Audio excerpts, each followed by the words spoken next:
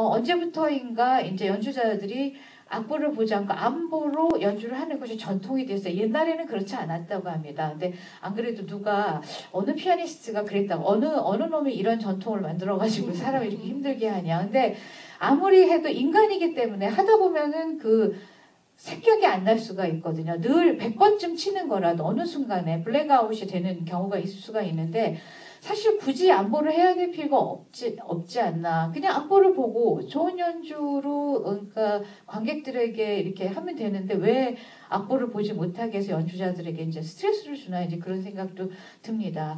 그래서 세미 무어가 아까 얘기했죠. 세 가지 것 때문에 그만두는데 하나는 이제 무대에 대한 공포감, 또 하나가 이제 너무 상업화 되어 있다. 그리고 또 하나는 작곡을 하기 위해서다. 이렇게 이제 얘기를 했는데, 그러니까 사실은 연주자라는 것은 어떻게 보면 그렇게 진정한 의미로 크리에이티브한 직업은 아니에요. 왜냐하면 남이 작곡해 놓은 것을 치는 거죠. 물론 약간 자기간의 해석이 있겠지만 아까 세미 무어가 얘기했지만 사실은 옛날에 뭐 베토벤도 그렇고 모차르트도 그렇고 본인이 연주자였어요. 연주자이면서 피아니스트이고 바이올리니스트이면서 작곡을 했죠. 그렇기 때문에 과거에는 연주와 창조가 작곡이 분리되어 있지 않았는데 이제 19세기인가 이렇게 뭐 들어오면서 이제 아주 연주의 대가들이 나타나고 이러면서 작곡과 연주가 이제 분리되게 되었죠. 근데 진정한 천재는 그리고 진정으로 정말 예술성 있는 사람이라면 연주를 하다 보면 당연히 뭔가 크리에이티브한 일을 하고 싶은 그런 욕구를 갖게 되는 것 같습니다. 그래서 이제 세미 무어도 바로 그래서 이제 작곡을 이제 하게 됐는데 사실 아까 그 다큐에서 잠깐 그 이제 글렌 굴드가 나왔었는데 사실은 이 유명한 사람 중에서 이렇게 정말로 쓸데없이 상업적인 것, 그 다음에 쓸데없는 것에 에너지를 쏟지 않고 오로지 음악에 집중하기 위해서 대중성이나 그런 것을 버린 그런 사람들이 많이 바로 글렌 굴드가 그런 사람 중에 하나였습니다.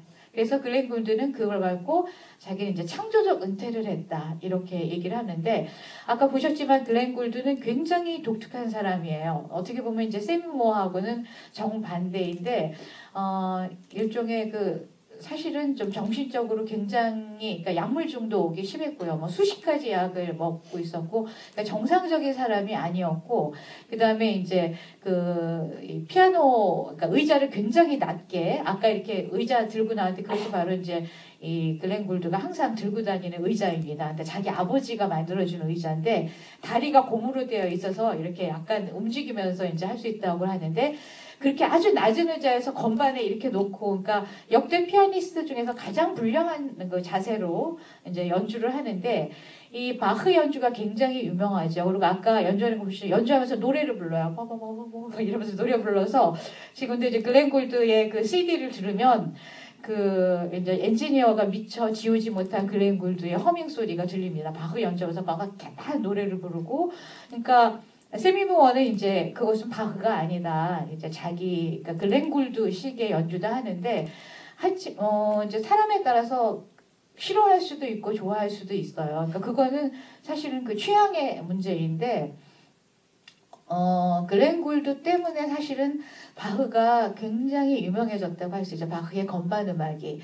그러니까 바흐의 건반 음악은 사실은 바흐 시대에는 피아노라는 악기가 없었습니다. 그래서 이제 합시코드라는 그런 악기, 혹은 클라비코드라는 악기로 이제 쳤는데, 그 악기들은 피아노하고는 달리 샘여림이 되지 않는 악기예요. 그래서 바흐의 이제 클라비어 베르케라고 하죠. 클라비어라는 게 이제 건반 악기라는 뜻인데, 그 바흐의 악보를 보면 뭐 이음줄도 없고요, 뭐 메조포르테, 그러니까 강약의 표시가 없고 그런 어떤 악상 기호가 없습니다. 굉장히 그러니까 무미건조한 이제 그런 악기인데, 그래서 이제 연주자에 따라서 어떤 사람은 톡톡톡톡 끊어서 치기도 하고 어떤 사람은 레가토로 치기도 하고 막 사람에 따라서 다른데 그만큼 워낙 바흐가 지시해 놓은 게 없는 완전히 무미건조한 악보이기 때문에 연주하는 사람에 따라서 무한한 해석이 가능한 그런 것이 이제 바흐의 음악인데, 굴드는 굴루들 나름대로 아주 너무나 영롱하고 뭐랄까 정말 뛰어난 테크닉으로 그냥 날아갈 듯한 그런 손가락의 놀림으로 아주 그 독특한 그런 바흐를 해석했는데 그것이 굉장히 많은 사람들한테 아주 깊은 인상을 주어서 지금 세상을 떠난 지 수십 년이 지났음에도 불구하고 지금도 많은 사람들이 글렌 골드의 그 바흐의 음반을 찾고 있죠. 근데 이 글렌 골드 같은 경우도 아주 한참 잘 나갈 때 연주를 그만뒀습니다. 그리고는 창조적으로 은퇴를 하고 그 다음에 한 것이 이제 작곡, 그 다음에 연주도 음반 녹음만 하지, 그러니까 대중 연주는 하지 않습니다. 근데 그만큼 대중 연주라는 것은 사실은 상업적인 성공이나 출세를 위해서는 꼭 해야 되는 거지만 음악 그 자체, 그러니까 음악 뮤지션으로서 나의 삶을 어떤 독자적으로 꾸려나가기 위한 여러 가지 제약이 많은 그런 형태라는 것. 그래서 천재들은 그런 것을 이제 참을 수가 없죠. 그래가지고 이제 때려치고 그 자기 자신만의 삶을 살게 되는데 이제 글렌 골드가 이제 그런 사람이라고 할 수 있습니다. 그런가 하면은 또 그 대중 연주회를 하기는 하지만 역시 그 상업적인 거하고 거리가 먼 사람 중에서 지휘자 카를로스 클라이버라는 사람이 있습니다. 이 카를로스 클라이버는 카라얀과 동시대에 활동을 했는데 카라얀과 완전히 정반대예요. 그러니까 카라얀은 입시 출세를 굉장히 아주 민감한 사람이었고 그래서 그 나치 시대에도 정말 그 어디 굉장히 유명한 그 독일의 교향악단의 이제 상임 지휘자가 되려는데 그러려면 나치당에 입당을 해야 된다. 근데 당연히 입당했습니다. 그 당시에 자기가 그걸 들어가기 위해서는 나치가 아니라 더 이상의 것도 입당할 수 있다. 뭐 이렇게 얘기를 했고 그러고 나서 사실은 나치가 이제 몰락하고 나서 많은 사람들이 그 이제 나치에 협력했다는 이유로 사실은 추방을 당하고 뭐 그랬는데 이상하게 카라얀은 운이 좋아가지고 끝까지 살아남아서 그 이후에 이제 클래식계를 재패를 하게 되죠. 근데 카를로스 클라이버 같은 경우는 일생에 단 한 번을 빼놓고는 상임 지휘자를 하지 않고 프리랜서 지휘자로 살았습니다. 그리고 정말로 그 카라얀 후임으로 그 베를린 필의 상임 지휘자로 오라는데 그것도 안 갔어요. 그러니까 이거는 어떻게 그런 자리를 박차할 수가 있는지 모르겠는데 그리고 늘 그 바람과 같이 뭐 사라졌다가 그래서 연락도 잘 안 되는 경우도 많고 그 다음에 뭐 한 번은 그 어떤 사람이 어느 이제 런던에서 오페라 공연인데 그 지휘를 맡은 지휘자가 갑자기 이제 사정이 생겨서 지휘를 못 하겠다고 합니다. 그래서 막 물색을 해서 이제 클라이버한테 이제 그 컨택을 했는데 클라이버가 하는 말이 나는 갈 수는 있는데 내가 매일 아침 10시에 우리 어린 아이들의 수영을 가르치기로 되어 있기 때문에 이 조건을 충족시켜주는 그런 거면은 가겠다. 그래갖고 이제 아들을 데리고 와서 그 수영장이 딸린 그 호텔에 묵게 해주고 리허설 시간도 아들을 수영 가르치는 시간을 피해서 뭐 했다. 뭐 이런 얘기도 있고, 그러니까 아무리 대단한 연주라도 자기 자신의 삶을 포기하지 않는 거예요. 그리고 그다음에 이제 이 사람이 그 또 하나 괴팍한 것이 천재들이 다 아주 괴팍하다는 생각이 드는데 그 베토벤의 교향곡을 이제 그 리허설을 할 때 그 교향곡을 작곡할 당시에 베토벤이 이제 테레자라는 여자를 사랑하고 있었는데 그렇기 때문에 이 부분은 테레제 이렇게 들리도록 연주를 하라고 했다고 합니다. 근데 이제 연주를 막 하는데 내 귀에는 엘리제라고 들리지 테레제라고 안 들린다 하면서 뭐 이렇게 단원들한테 뭐라고 했다 이런 그 이야기도 있는데요. 여하튼 이 카를로스 클라이버는 그리고 이제 이름이 왜 카를로스냐 하면은 이 아버지가 사실 유명한 그 지휘자입니다. 에리히 클라이버라고. 이 사람이 나치가 집권을 하자 프루트뱅글러 같은 사람은 이제 나치에 굉장히 협력을 했지만 이 사람은 그 아르헨티나로 가버렸어요. 5살 때 카를로스 클라이버가 5살 때 아르헨티나로 가서 나치가 실격하기 전까지는 다시 독일로 돌아오지 않았는데 이게 협력하기 싫어서 그런 거죠. 그래서 원래는 카를이라는 독일식 이름이 이제 남미 쪽으로 아르헨티나에 살게 되면서 카를로스라는 남미식 이름으로 이제 스페인식 이름으로 바뀌었다고 하는데요. 그래서 이제 이런 사람도 뭐 그다음에 뭐 그 피아니스트 프리드리히 골다 같은 이런 사람도 있고 그러니까 이런 사람들은 뭐냐하면 전부 다 이 내 삶의 주인은 나다라는 그런 인식을 갖고서 살았던 사람들인 것 같아요. 근데 저는 그런 생각이 듭니다. 그러니까 음악을 그러니까 행복이란 무엇인가? 우리 이 시점에서 아까 에다노크도 그런 얘기했죠. 아름다운 삶이란 무엇일까? 그런 이제 의문을 갖게 되는데 저도 이제 나이가 이렇게 되니까 이제는 돌아와서 거울 앞에서 그런 이제 나이가 되니까 과연 아름다운 삶이란 무엇일까라는 질문을 스스로에게 하게 되고 그 다음에 이제 아이들한테도 이제 그런 얘기를 아이들은 물론 아직 젊지만 언젠가 이제 그 저희 딸이 그때 고등학교 때인데 그 저한테 그렇게 질문을 하더라고요.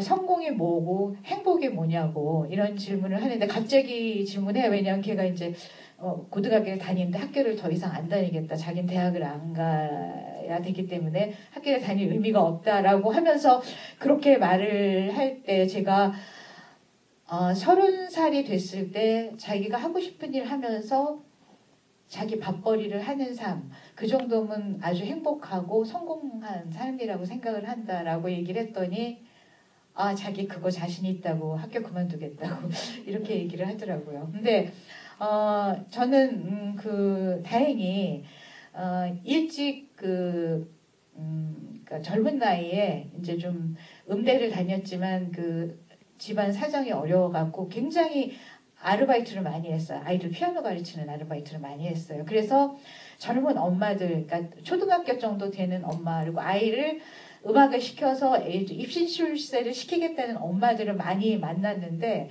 이제 그런 아이들을 제가 가르쳤죠.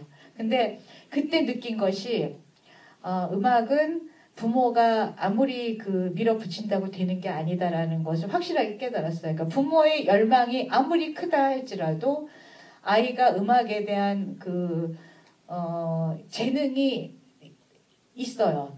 신으로부터 부여받은 그거는 뭐 우연이죠. 복이 있는 건데 그런 아이가 있는데 이게 그런 재능을 부여받은 아이가 있는데 부모가 음악에 대해서 열정이 그리고 잘 행복하게 맞아떨어지면 이게 굉장히 좋은데 대개의 경우 굉장히 재능이 없는데 부모가 꿈을 갖고 있는 경우가 10이면 9이 그렇더라고요.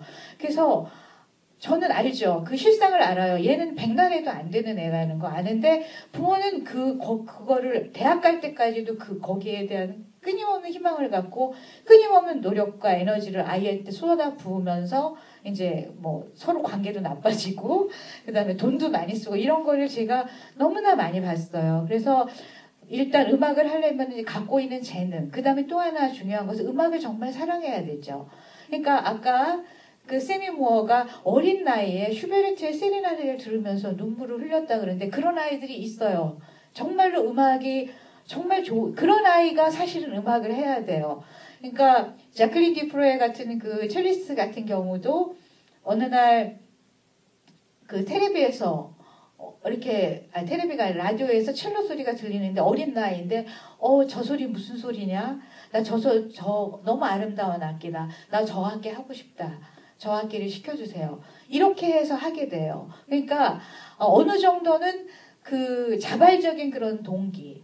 그리고 또 제가 아는 어느 초등학생은 사실 이 트럼펫을 하는 이제 초등학교 때 트럼펫을 시작하게 된 계기가 그 집은 뭐 음악에 대한 재능 있는 사람이 한 명도 없었어요. 그리고 그냥 뭐 그런데 어느 날 우연히 어디서 트럼펫을 한번 딱 불게 되는데 사실 관악기라는 게 처음에 불어가지고 소리가 나는 게 아니거든요. 근데 그거를 막 불었는데 소리가 탁 나면서 자기 몸과 이 악기가 하나가 되는 듯한 그런 어떤 희열을 순간에 맛봤다고 합니다.